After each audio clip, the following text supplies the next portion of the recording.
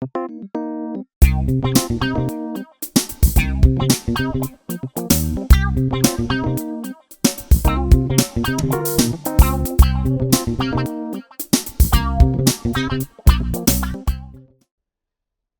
berjumpa kembali bersama saya Anang Cak Bro. Kita ada di podcast Kopi Nawa. Sambil minum kopi kita menalar wawasan. Hari ini kita akan berbicara tentang sesuatu yang panas tapi penting terkait dengan kesejahteraan para buruh. Dan saya kehadiran orang yang luar biasa. Beliau juga orang yang memiliki banyak sekali kegiatan-kegiatan yang nanti kalau kita ekspos juga luar biasa. Seperti apa kira-kira yang akan kita perbincangkan terkait buruh dan kesejahteraan mereka? Ikuti saya di Kopi Nawa.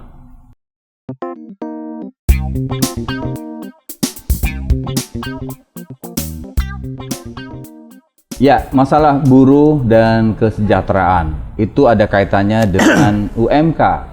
Dan tentu di Jawa Timur kita sudah tahu perbedaan-perbedaan antara Surabaya dan wilayah-wilayah lain yang mungkin dulu dikenal dengan ring 1, 2, dan sebagainya. Hari ini yang tertinggi adalah Surabaya, 4, sekian juta. Sementara di daerah yang terendah yaitu Situbondo ada 2, sekian juta. Dan ini tentu merupakan perbedaan yang sangat signifikan. Bagi kita kalau melihat angka ini, maka itu artinya adalah perbedaan yang perlu kita pertanyakan. Kenapa bisa kemudian ada penentuan-penentuan angka yang sangat mencolok? Nah, untuk itu sekarang di podcast Kopi Nawa ini saya sudah kedatangan seorang anggota Komisi E DPRD Provinsi Jawa Timur dari fraksi PKS. Betul. Bapak Dr. Puguh Wiji Pamungkas. Betul. Assalamualaikum. Salam matur nuwun Pak Anang. Sehat ya, alhamdulillah sehat. Ya, kalau PKS ini selalu luar biasa gerakannya untuk masyarakat. Selalu melayani masyarakat. Melayani masyarakat. Kalau katanya beliau selalu berkhidmat untuk rakyat seperti itu ya. Insya Allah lah. Ya, sebelum kita membahas topik utama yang kita hari ini akan beri topik disparitas UMK Jawa Timur. Siapa yang diuntungkan? Nah, kita tentu akan menyampaikan bagaimana aturan di podcast Kopi Nawa. Seperti biasa kita akan ngobrol sambil minum kopi. Kopi ya? Karena ini kita kopi sudah mana nih? Nah, ini kita sudah siapkan kopi yang berasal dari daerah pemilihan beliau yaitu Malang Raya, yaitu kopi Dampit. Wah, enak kopi ini berarti Dampit. ya. Kita coba minum dulu ya, dokter. Luar biasa. Mantap. Ya, ini kopi yang sudah tidak asing lagi ya di lidah para pecinta kopi, yaitu kopi Robusta, unggulan dari Indonesia, bahkan sudah dikenal hingga dunia internasional ya. Sudah sangat familiar untuk kita semua pecinta kopi. Nah, sekarang sebelum kita bicara tentang lebih banyak lagi apa yang menarik dari bahasan kita nih, kita akan memperkenalkan dulu beliau ini.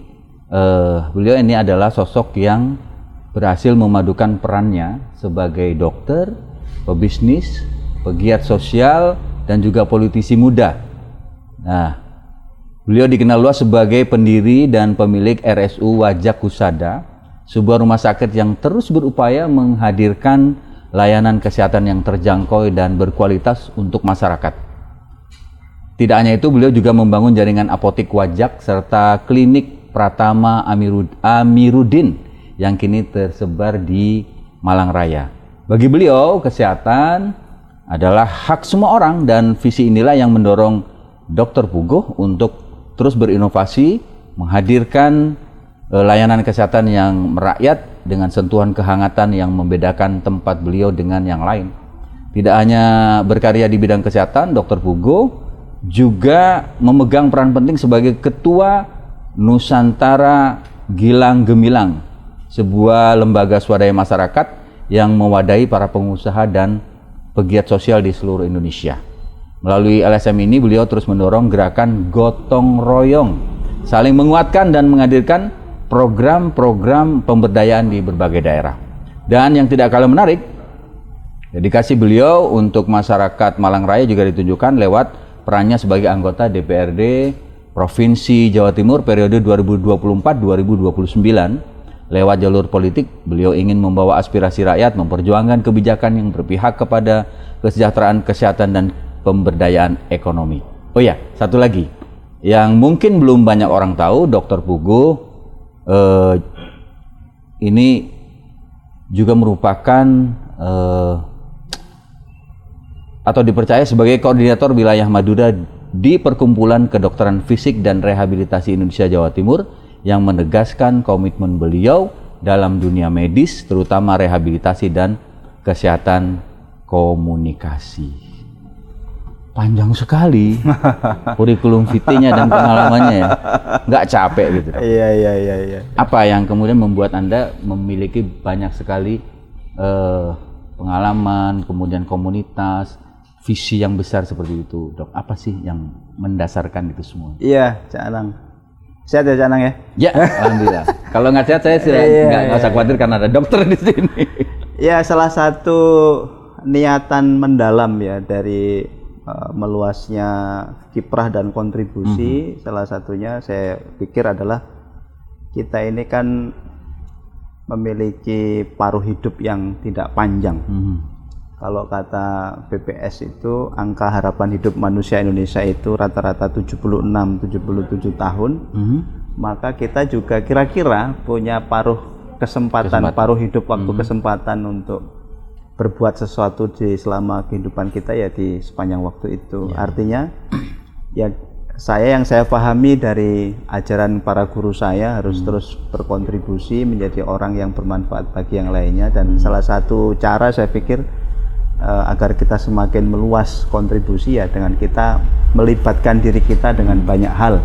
Yang salah satunya sebagaimana tadi yang Cak Anang bacakan, kira-kira begitu. Ya, ini kan kalau misalnya kita lihat jenengan ini kan secara garis besar kan mikirkan orang lain gitu.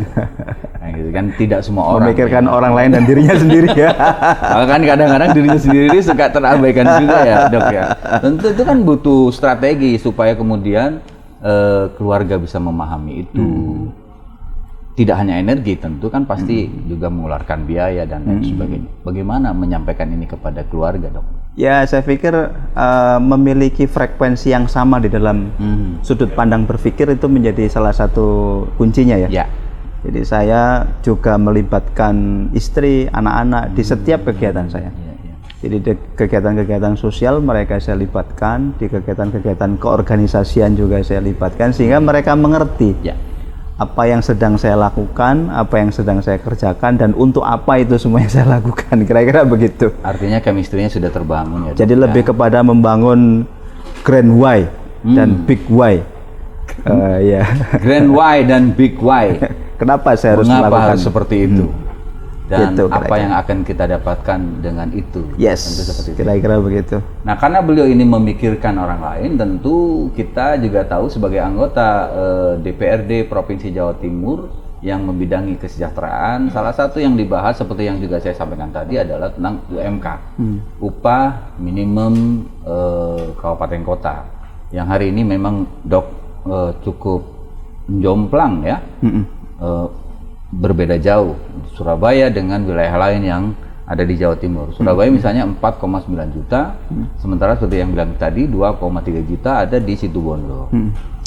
Kalau kita bicara hari ini dengan angka tersebut, mungkin orang bertanya-tanya apakah cukup ya untuk kita bisa hidup dengan gaya yang sekarang sudah serba mahal, serba harus, apalagi kalau kita bicara tentang kebutuhan primer kita sendiri sekarang sudah berubah. Kalau dulu cuman makan, sandang, pangan, papan.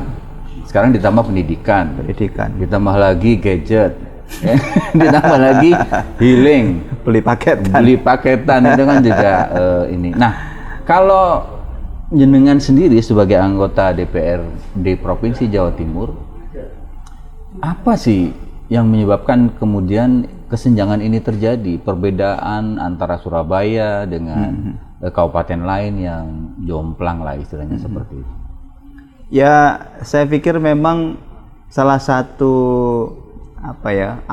alat yang dipakai oleh pemerintah di dalam menentukan UMK ini kan salah satunya kebutuhan hidup layak. Dan kalau kita melihat Jawa Timur ini memang tidak bisa dipisahkan antara pusat kota dengan daerah perifer. Yang ini pada akhirnya menimbulkan disparitas atau kesenjangan yang cukup lebar. Gapnya ini cukup lebar. Kalau kita berbicara Surabaya sebagai ibu kota provinsi dan daerah kabupaten kota di sekitar ring 1 atau ring 2-nya Surabaya, itu kita nggak ada isu terkait dengan hal tersebut. Tetapi kalau kita berbicara Jawa Timur yang daerah perifer, Situbondo tadi yang disebutkan, Situbondo, Banyuwangi, terus kemudian Trenggalek, Pacitan, daerah lingkar luarnya Jawa Timur, apalagi yang daerah pesisir selatan, ini memang terjadi disparitas yang sangat luar biasa.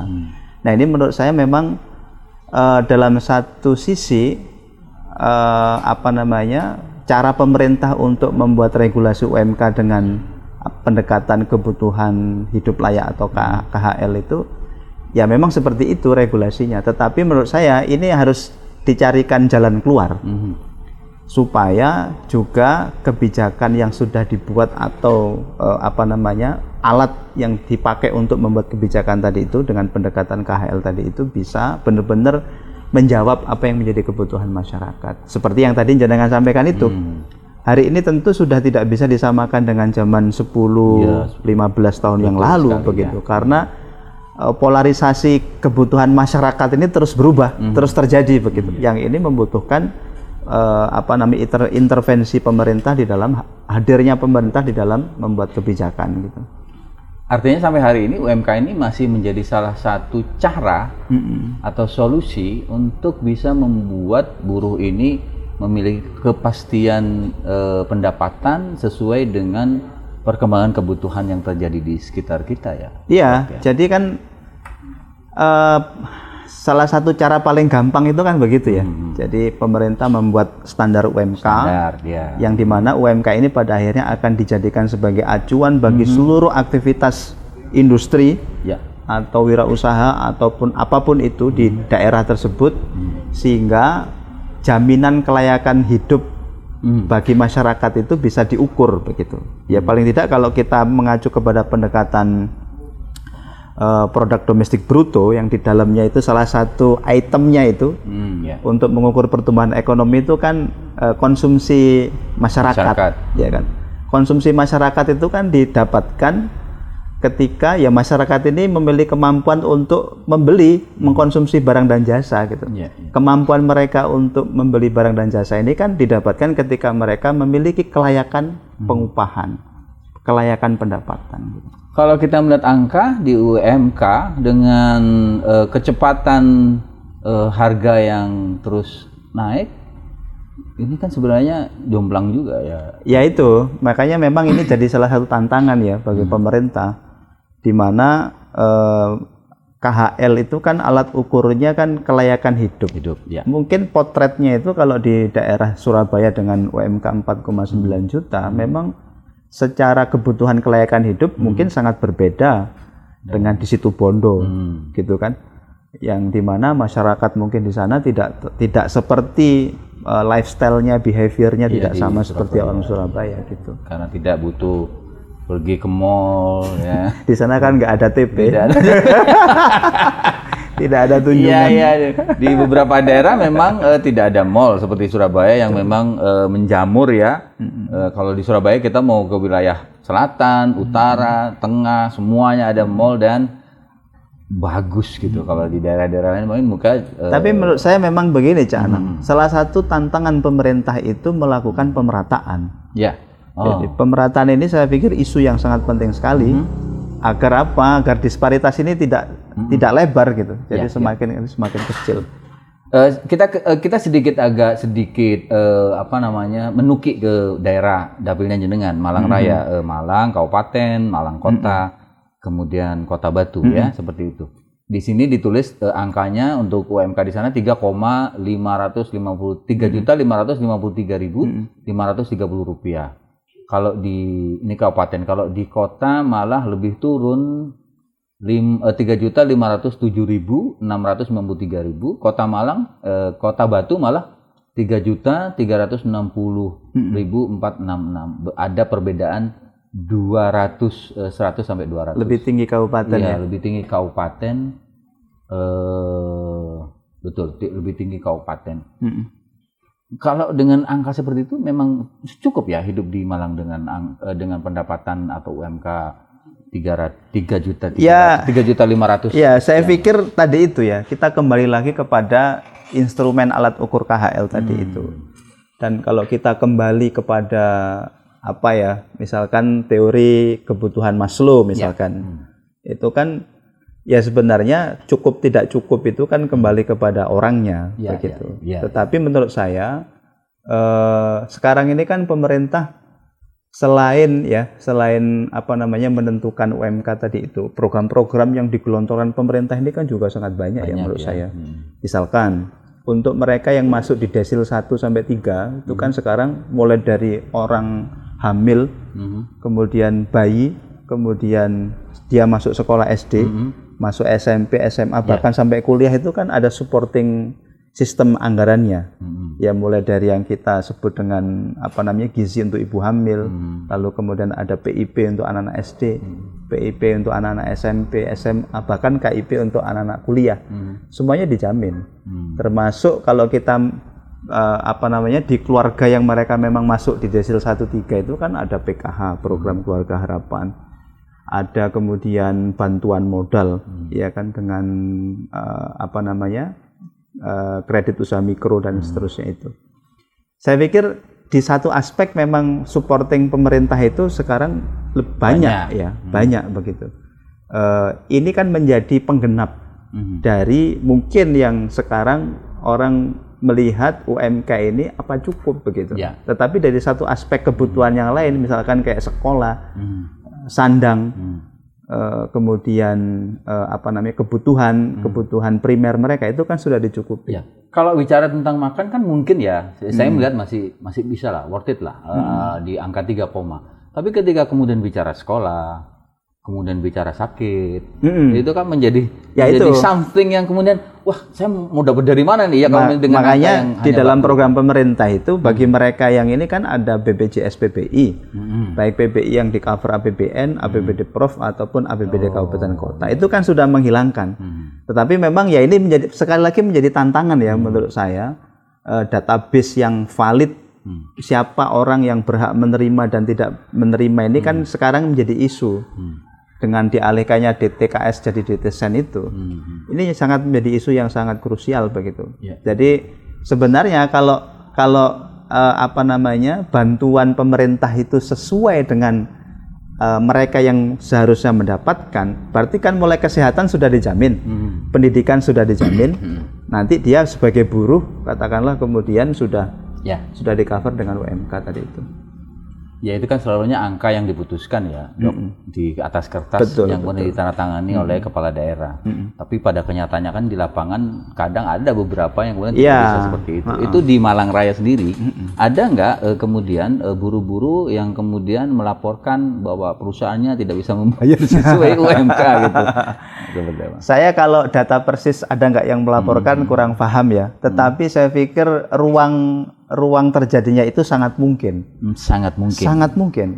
Karena kita tahu juga hari ini pertumbuhan ekonomi kan decline ya. Jadi menurun ya. Meskipun pemerintah sedang memproyeksi 8% pertumbuhan ekonomi. Jawa Timur 4,9, kalau dirasa sudah mau menyentuh di angka 5%. Lebih tinggi dari pertumbuhan ekonomi nasional. Tetapi tadi itu secara makro iklim ekonomi hari ini sedang decline. Tidak baik-baik saja. Dan kita tahu persis kalau situasi ekonomi dan industri ini melemah, ini kan rentetannya kepada jaminan terhadap buruh tadi itu begitu. Kan alternatifnya sekarang kalau mereka nggak kuat beroperasi, satu efisiensi, yang kedua PHK. Yang ketiga tutup mereka. Kan datanya di Snaker Transjatim kan per Februari kemarin sudah ada 8.000-an yang PHK. Dan trennya ke depan semakin banyak. Makanya saya sangat sepakat statementnya Menteri Keuangan beberapa waktu yang lalu ketika dia menyampaikan kondisi ekonomi global dan nasional harus ada deregulasi. Ya, di mana deregulasi itu misalkan salah satu penyebab pintu masuk melemahnya industri dalam negeri itu kan karena ada Permendak 8 2024 tentang diperbolehkannya impor tekstil dan segala macam dari luar negeri dan tidak ada batasan kuota. Ini kan repot, ya kan? Sekarang kita coba lihat di mall, produknya Cina merajai, harga murah, bagus, trendy. Betul. Kok tekstil kita berat, Pak. Nah itu kan otomatis kalau produk-produknya industri dalam negeri tidak terserap oleh pasar, mereka mau hidup dari mana? Mau menggaji karyawan dari mana? Kan begitu. Jadi kembali ke UMK tadi, akhirnya ini juga sangat tergantung dari kebijakan pemerintah. Sangat. Kemudian bagaimana perusahaan-perusahaan itu bisa hidup dan memberikan gaji kepada. Betul. Ya. Dengan adanya UMK ini sendiri, tentu kalau misalnya disparitas ini terus berjalan, kira-kira siapa yang diuntungkan dengan aturan ini? Ya, secara naluriah, orang-orang industri ini, para pengusaha ini, tentu dia akan, jadi gini, konsepnya para pengusaha itu kan dia beroperasi pada skala terendah-rendahnya, tetapi dia menghasilkan sesuatu hukum ekonomi ya. Itu kan dengan hukum modal ekonomi yang paling kecil tapi bisa menghasilkan itu hukum ekonomi. Maka ketika terjadi disparitas UMK, kesenjangan UMK ini, tentu teman-teman industri akan mencari di mana yang biayanya bisa paling rendah begitu. Apalagi di situasi ekonomi yang tidak bersahabat sekarang. Ya. Nah, menurut saya ini tantangan pemerintah supaya menghadirkan pola kebijakan yang lebih adaptif kepada semua. Jadi win-win solutionnya harus dicari. Kira-kira seperti apa, Dok? Menurut saya. Kalau paling mungkin lah supaya kemudian paling mungkin itu menurut saya ada clustering ya. Ada clustering zona di Jawa Timur itu. Ini daerah industri, ini daerah agraris, ini daerah ini. Bukannya itu sudah lama sekali menjadi perbincangan, termasuk kemudian kita berbicara tentang membangun sekolah disesuaikan dengan kemampuan atau sumber daya alam yang ada, bagaimana misalnya daerah pantai itu dibangun sekolah yang ada kaitannya dengan ikan, nelayan, pengolahan laut dan lain sebagainya. Berarti sampai hari ini belum. Ya, itu hanya sebatas wacana. Itu tantangan pemerintah. Iya. Jadi pemerintah ini kan mengetahui problem di masyarakat, grab data di masyarakat. Tetapi tantangannya memang implementasi tadi itu, mewujudkan itu. Dan itu adalah tugas dari anggota dewan karena ini menyangkut politik anggaran. Iya. Kalau sudah politik anggaran, ya berarti ya fraksi mana yang terkuat, ya itu yang bisa berjuang. Kalau tidak, ya kita harus mengikuti hukum alam. Betul. Jadi siapa yang kuat dia ini jadi tantangan kita. Ya betul. Nah, kalau bicara tentang kemudian kembali ke UMK ya, Dok ya, berarti ini ada unsur keadilan sosial yang timpang kemudian terjadi disparitas seperti ini karena tadi dikatakan misalnya kemudian karena kayak misalnya kita Jawa Timur sama Jawa Tengah, banyak industri yang lari ke Jawa Tengah karena di sana UMK-nya murah misalnya. Nah, sementara di Jawa Timur kan besar 4, di situ paling 2, 3 dan itu dibangun di situ, dijualnya di Surabaya. Nah, ketimpangan seperti ini seperti apa supaya kemudian keadilan sosialnya bisa terwujud kan? Sebenarnya kalau tadi dibilang ini punya potensi ini punya potensi ini, kalau misalnya bisa dikombine kayak model yang ini menyangga yang ini, yang satu menyangga yang lain sehingga harganya bisa lebih murah. Ya itu, menurut saya memang intervensi pemerintah itu tidak komprehensif ya. Belum mampu menjawab situasi lapangan yang terjadi hari ini. Itu berbeda dengan di beberapa negara maju di luar negeri itu kan, kalau kita berbicara UMKM itu misalkan, mereka ini dari hulu ke hilir. Ya. Jadi ada satu space UMKM itu yang dia didorong untuk memproduksi piranti A gitu. Nah, piranti A ini ada yang membeli langsung di aspek industri yang lain. Jadi mereka ini satu mata rantai. Dan pemerintah hadir di situ memberikan kepastian hukum, memberikan keberpihakan regulasi, termasuk subsidi anggaran. Subsidi anggaran maksudnya? Betul, subsidi anggaran bagi mereka yang berproduksi itu, sehingga mereka ini bisa menjual barang mereka ini dengan harga yang sangat murah banget gitu. Oh. Makanya saya tadi sebut harus ada deregulasi. Itu karena itu sangat penting sekali.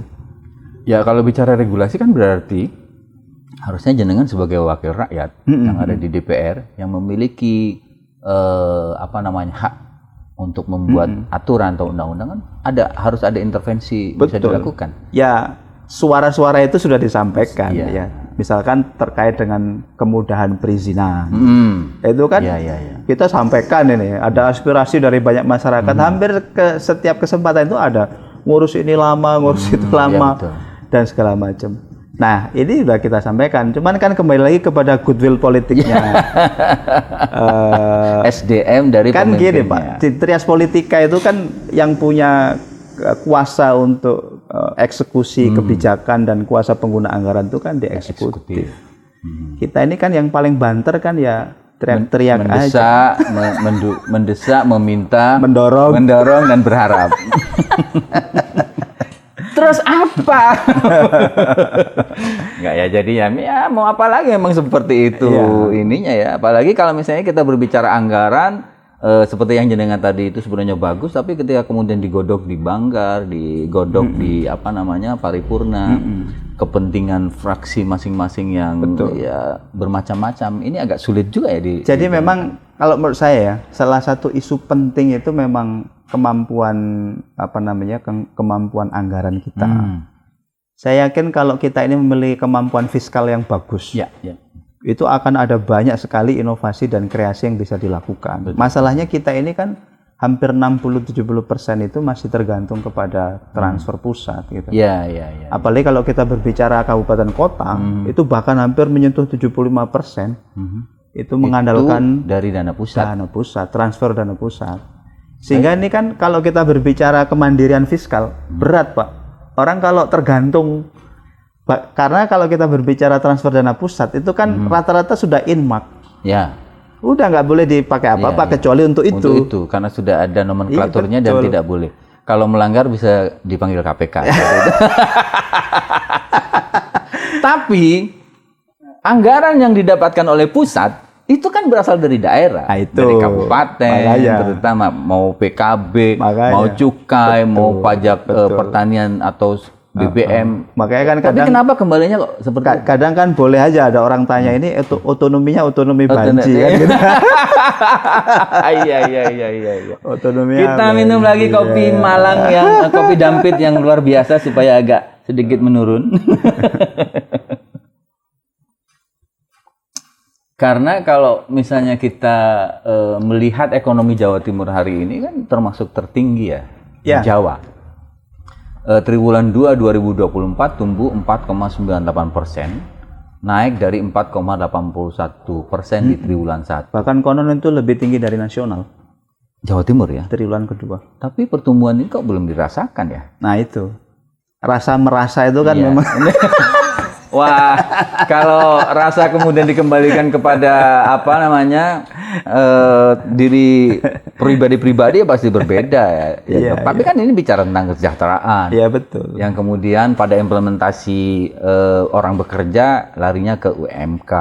Kita sudah sepakat tadi bahwa UMK ini juga tergantung dari bagaimana pemerintah memberikan regulasi kepada industri atau perusahaan.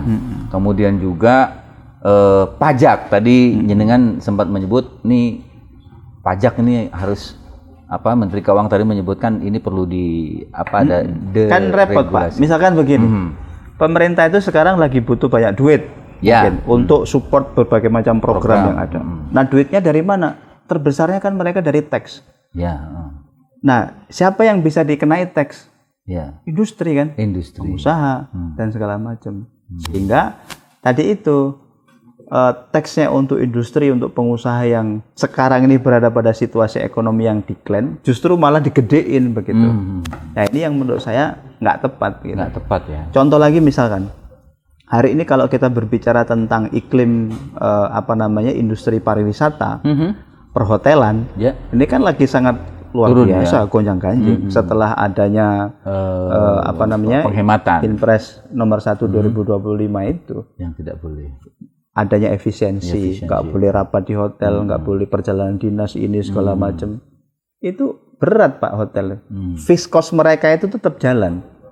fixed cost harian bulanan mereka untuk membiayai gaji karyawan, untuk operasional itu tetap. Berarti kebijakan pemerintah ini kayak dua mata pisau ya. Iya. Yang satu membunuh, tinggal lihat ini membunuh yang mana nih? Maksudnya mau kena yang mana nih? Seperti itu ya, Dok ya. Makanya menurut saya deregulasi itu sangat penting sekali. Jadi ini agar supaya memberikan ruang gerak bagi industri supaya bertumbuh.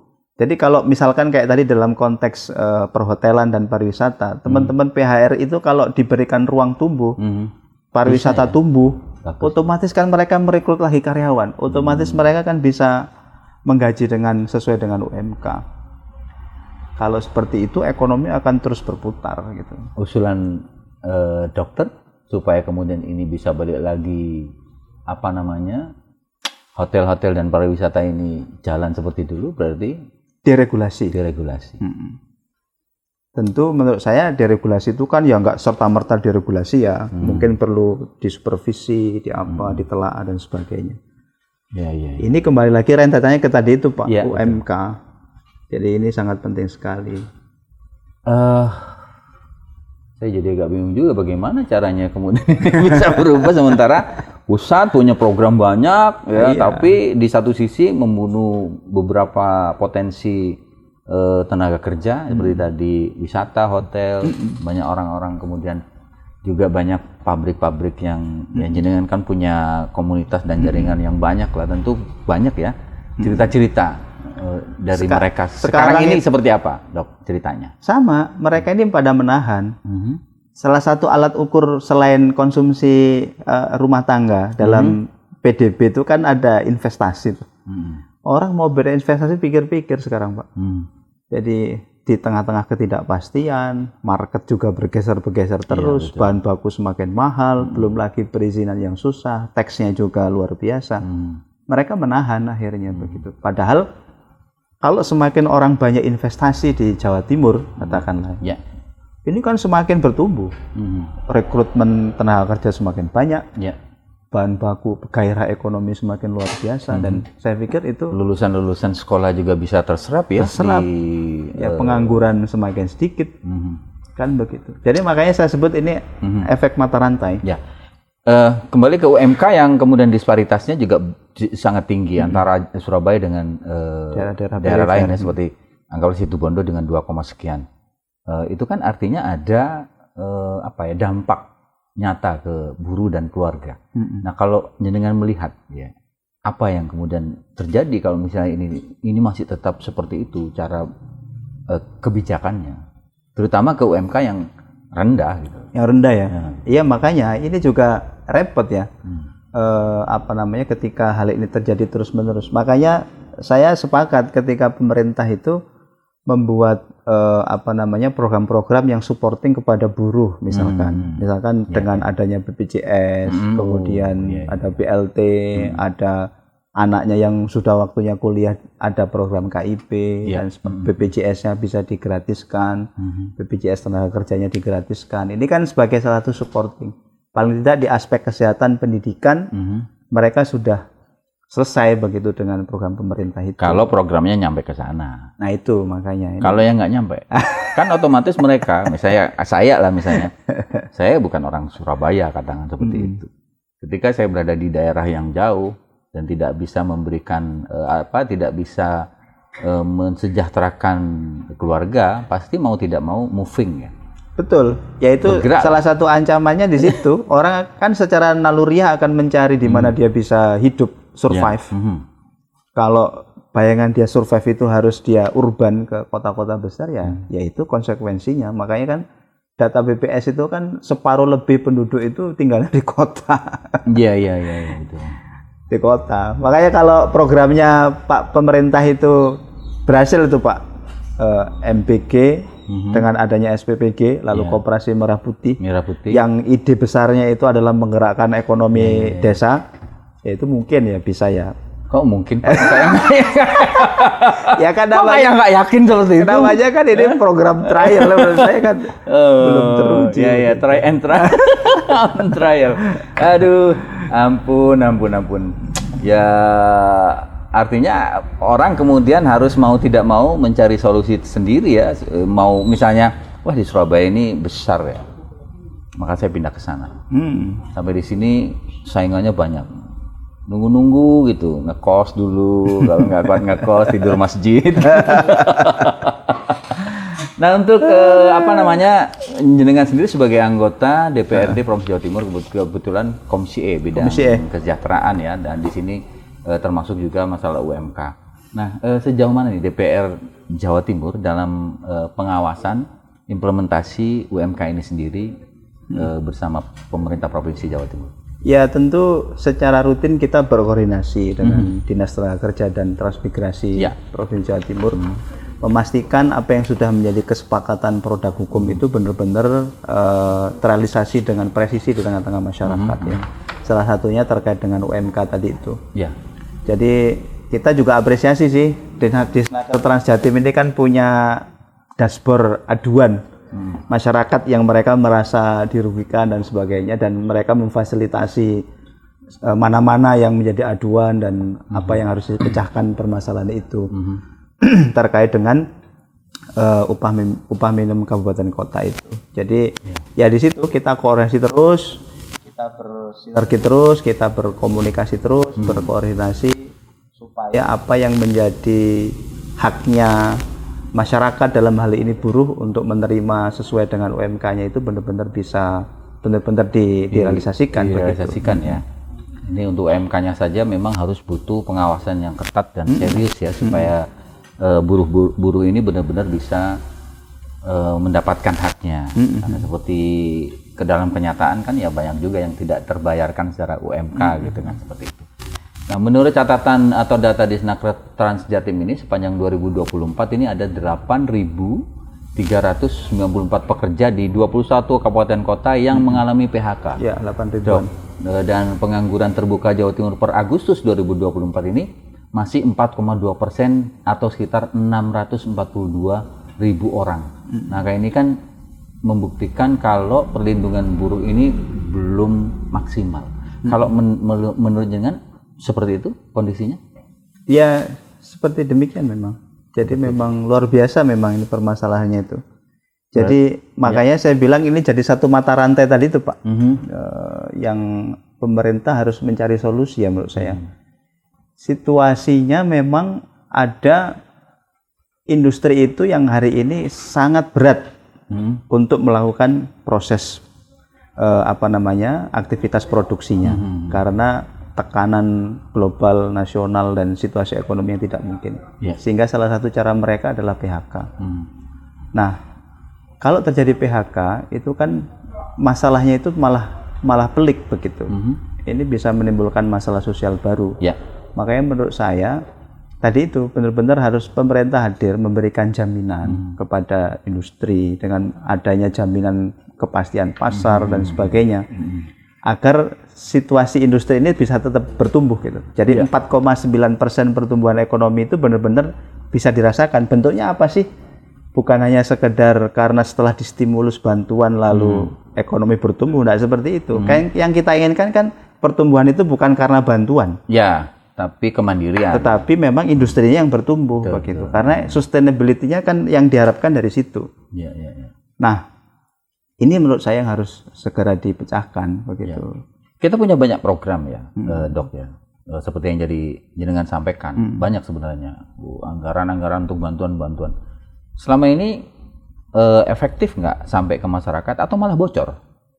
Ya, saya pikir senyampang ini cukup mengena kepada masyarakat, karena kita tahu berdasarkan laporan itu kan setelah transformasi dari DTKS ke DTSEN itu kan lebih presisi tuh penerimanya. Jadi yang mereka by name by address-nya jalan. Lebih jalan. Jadi yang memang layak menerima, dia menerima, yang tidak layak itu berarti mereka sudah punya kemampuan ekonomi yang scale up ya. Makanya kemarin saya juga apresiasi tuh Kementerian Sosial melakukan graduasi. Untuk mereka yang penerima program Keluarga Harapan itu. Jadi mereka yang sudah menerima sekian tahun di wisuda karena mereka sudah naik kelas ekonominya. Itu saya pikir perlu. Dan itu butuh kejujuran, Dok. Betul. Makanya petugas TKSK yang di lapangan itu di setiap kecamatan itu kan datanya harus valid. Iya. Ya kan Masalahnya di situ, Dok. Siapa yang dapat, ringnya siapa, kan kadang-kadang begitu. Kadang-kadang juga kepentingan politik juga besar Dok di situ. Iya. Tapi kita kalau bicara kepentingan politik tentu Komisi E, DPRD Jatim punya kepentingan politik yang besar untuk bisa menekan disparitas ini, minimal membuat mereka ya tidak jauh-jauh dari angka sejahtera lah, apa yang dilakukan oleh Komisi E selama ini, Dok. Makanya kita mendorong supaya juga di kabupaten kota itu ekonominya bertumbuh positif, itu juga sangat penting menurut saya. Kemandirian fiskal itu menjadi salah satu kunci utama menurut saya. Kalau kabupaten kota ini secara kemandirian fiskal itu bagus, positif, iklim ekonominya bertumbuh positif, maka secara otomatis ya kebutuhan hidup layaknya itu kan pasti akan naik. Nah, kalau sudah naik berarti indikator-indikator yang digunakan untuk menentukan UMK itu pasti juga akan naik gitu. Nah, ini yang harus kita dorong begitu. Kenapa sih kok Kabupaten Malang itu berbeda sangat signifikan dengan Kabupaten Situbondo misalnya. Padahal kan juga sama-sama basisnya adalah pertanian. Perkebunan, kan begitu. Ada apa namanya? Mungkin industri juga nggak terlalu banyak, tapi karena beda. Nah, itu kan yang perlu diurai menurut saya begitu. Termasuk juga menurut saya agar tidak terjadi ketimpangan yang semakin tajam. Pemerintah ini perlu benar-benar konsisten dengan gagasan mappingnya tadi itu. Gagasan mapping daerah tadi itu. Dan tidak hanya sekedar mapping begitu. Jadi kalau misalkan ditentukan daerah tapal kuda itu adalah basis tertentu dari produk tertentu atau jasa tertentu, ayo hadir di sana pemerintah.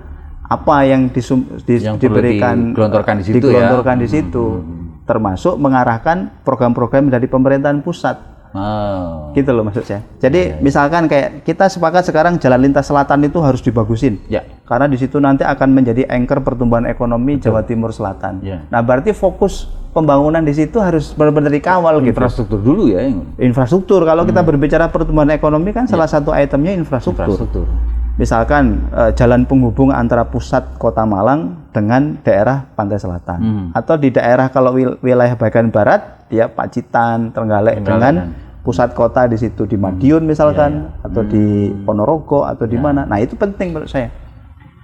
Dengan Kediri misalkan yang sudah ada bandaranya, ya dengan pusat-pusat kota besar itu. Berarti infrastruktur guritanya itu tersambung ya?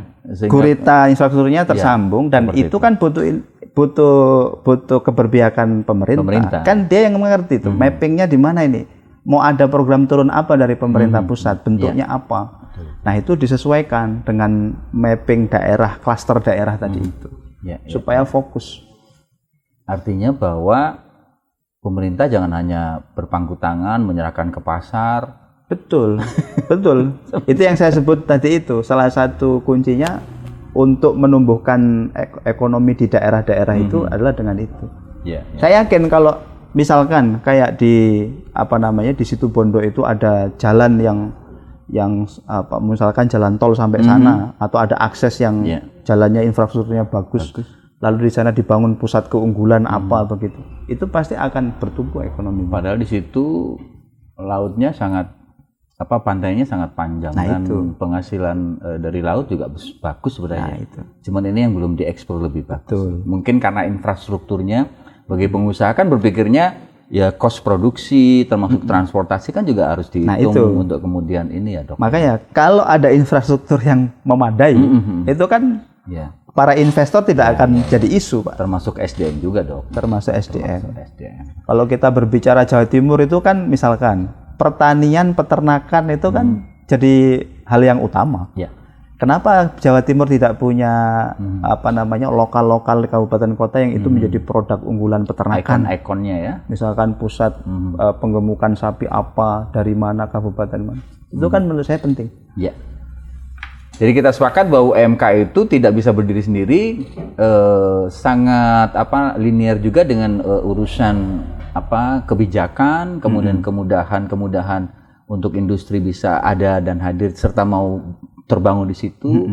termasuk juga kemudian ini berpengaruh terhadap harga-harga yang ketika kemudian harganya itu terjangkau, perusahaan-perusahaan juga memiliki keuntungan besar, UMK ini bisa bagus ya buat mereka meskipun ada disparitas gitu, seperti itu. Pasti akan otomatis itu Pak, naik Pak, pasti akan bertumbuh.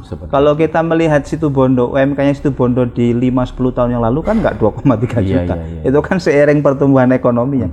Jadi menurut saya semakin kabupaten kota itu memiliki kemapanan fiskal, mereka juga pasti akan semakin tinggi UMK-nya. Baik, Dok, terakhir mungkin ada yang ingin disampaikan ya terkait UMK, juga termasuk kepada anak-anak muda yang akan menjadi ya pekerja-pekerja untuk mensejahterakan diri dan keluarganya ini seperti apa, Dok? Ya, saya pikir memang menentukan UMK ini harus ada dialog yang komprehensif ya antara semua stakeholders, baik pemerintah, terus kemudian organisasi-organisasi yang merepresentasikan baik itu pengusaha ataupun buruh ya. Ini harus ada diskusi yang komprehensif, duduk bersama dan benar-benar ini menjadi kesepahaman bersama bahwa ini tuh bukan masalah siapa yang untung dan dirugikan, tetapi ini menjadi kepentingan bersama. Kalau kemudian industri itu bertumbuh terus positif, investasi bertumbuh positif, tentu ini akan memberikan ruang lapangan pekerjaannya lebih luas. Kemampuan memberikan gaji dari perusahaan atau industri akan semakin tinggi dan semakin besar. Kalau sudah seperti itu, yang diuntungkan juga pasti akan masyarakat, para buruh. Jadi saling terkait begitu. Nah, ini menurut saya perlu pemerintah itu menjadi orang di tengah yang bisa menjadi engager bagi semuanya. Menjadi engager bagi semuanya, menjadi perekat bagi semuanya untuk membuat kebijakan yang benar-benar menguntungkan bagi semuanya, tidak hanya menguntungkan dalam tanda kutip bagi perusahaan atau industri ataupun sebaliknya begitu. Nah, yang terpenting juga menurut saya hari ini di tengah-tengah disruption ya, anak-anak muda yang hari ini kita tahu 1 di antara 4 penduduk Indonesia bahkan mungkin Jawa Timur itu adalah anak-anak muda. Kita berada di era bonus demografi. Satu kata yang sangat penting itu mereka harus lahir tumbuh menjadi generasi yang punya kapasitas dan kompetensi. Itu saya pikir sangat penting sekali karena kita ini tidak tahu ya nanti ke depan ini apa yang terjadi dan bagaimana situasinya. Tetapi menurut saya bagi mereka anak-anak muda yang punya kapasitas dan kompetensi, punya keunggulan secara pribadi, maka mereka akan menjadi orang yang senantiasa relevan apapun perubahannya yang terjadi, dan itu menjadi tantangan bagi kita. Membangun anak-anak muda menjadi startup, pengusaha-pengusaha tangguh, mandiri dan mampu menciptakan tenaga kerja. Karena resource-nya sekarang ada, Pak. Gitu ya. Resource-nya sekarang ada. Kemajuan teknologi, keterbukaan informasi ini membuka ruang kontribusi dan peran yang sangat terbuka bagi siapa saja untuk berdikari, untuk untuk dia bisa scale up secara keekonomian dan sebagainya. Tidak hanya ngeling di lokal, tapi bisa juga di tingkat nasional bahkan global atau internasional. Dok, terima kasih banyak sudah hadir, luar biasa. Ini perbincangan bagi saya yang mencerdaskan. Kalau kita bicara sama orang cerdas tuh enak ya. Jadi semuanya bisa dapat, ada gitu. Dan terang benderang lah buat kita. Maturun kopinya juga luar biasa. Kita juga ingin memberikan yang terbaik. Enak banget nih kopinya. Kopi Dampit. Jadi ngobrol. Ini Arabica ya? Arabica dari Malang. Jadi ini luar biasa, kita sudah ngobrol sambil minum kopi, dan sekali lagi sukses terus. Terima kasih Cak Nang untuk berpikir dan memberi solusi untuk banyak orang, apalagi sebagai wakil rakyat di Malang Raya. Orang yang sudah tidak asing lagi bagi masyarakat Malang Raya karena beliau ini luar biasa. Ya, kayaknya saya harus segera akhiri podcast Kopi Nawa di kesempatan kali ini. Bersama dengan orang yang luar biasa, orang yang memiliki jaringan yang sangat global, Dr. Puguh Wiji Pamungkas. Kita ketemu lagi di Kopi Nawa mendatang. Sampai jumpa lagi.